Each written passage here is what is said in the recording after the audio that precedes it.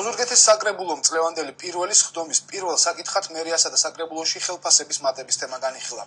ამას საკრებულოში დაპირისპირება მოყვა სხდომა დეპუტატმა ლეიბორისტული პარტიიდან ნათია შარაშენიძემ პროტესტის ნიშნად დატოვა.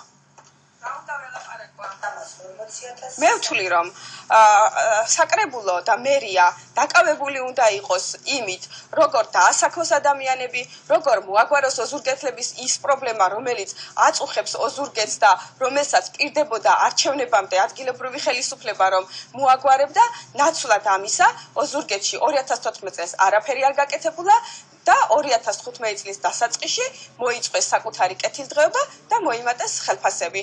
მე აი ამის გამო პროტესტის ნიშნად დავტოვე საკრებულოს სხდომა. ქალბატონმა ნათია შარაშენიძემ დატოვა სხდომა, როდესაც საკითხების განხილვა მიდიოდა დღის წესრიგით გათვალისწინებული საკითხები ჩამოვაყალიბეთ, 7 საკითხი ჰქონდა, როდესაც მივედით ხელფასების მატებასთან, ანუ მერიის და საკრებულოს ხელფასების მატებასთან დაკავშირებით გააპროტესტა და დემონსტრაციულად დატოვა დარბაზი.